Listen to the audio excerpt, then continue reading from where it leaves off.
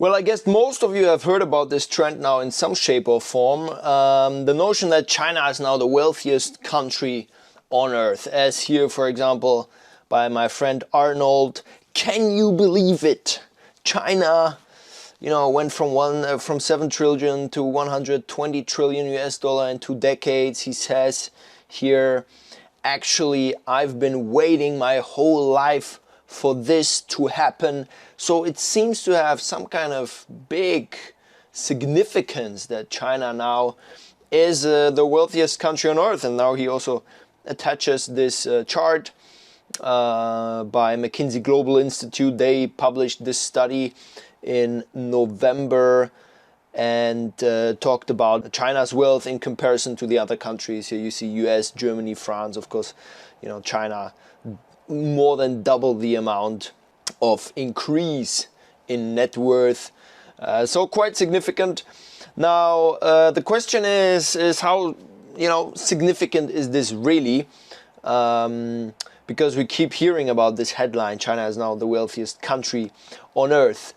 And one thing you need to ask is how's wealth measured in that particular report, but also in general. For example, if you look at the components that make up this wealth KPI, real estate is one of them.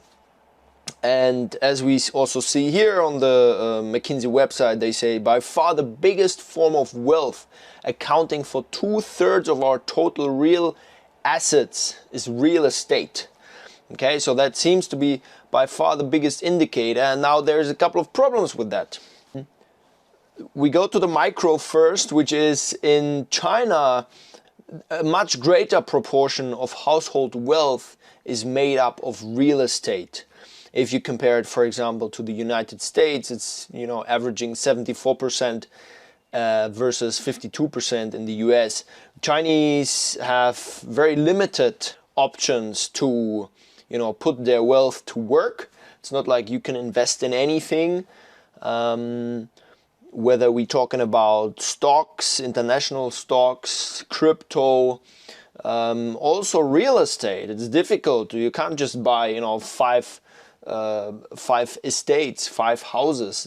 It's a very tedious process in China to acquire these kind of assets. And so real estate has been traditionally one of the places where if you have a bit of money in China, you're probably going to buy a pretty expensive apartment somewhere centrally in Shanghai, Beijing, some of the tier 1 cities.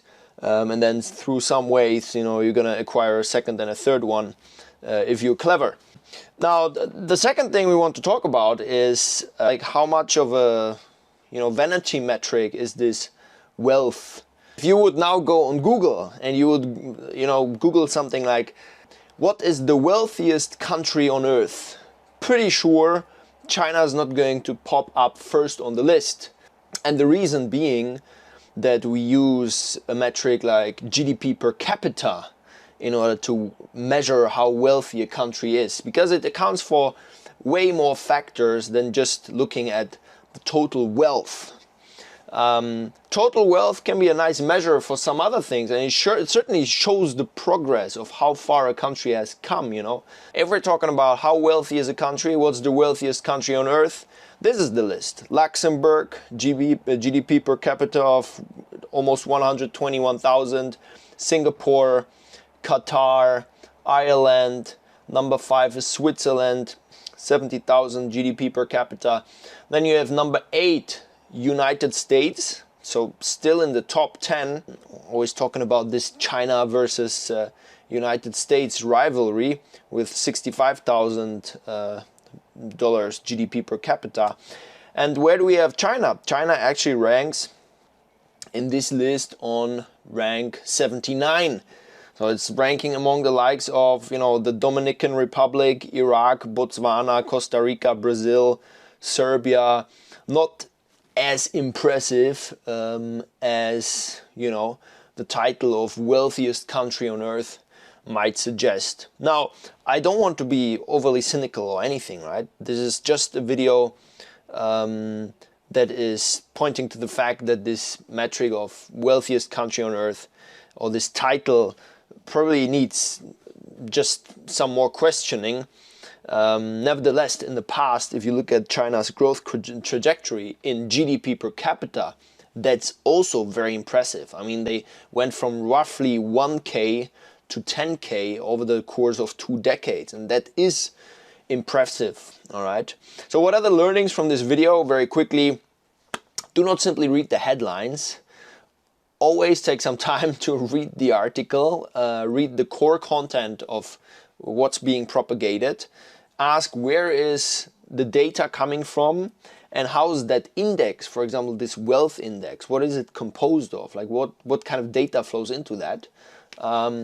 And then also try to employ multiple sources of opinion. You know, don't just listen to some LinkedIn influencers, like their post, and then you move on with your day. But if you really are interested in these kind of topics, and take a bit more time to actually understand them in depth. See you next time. Bye bye.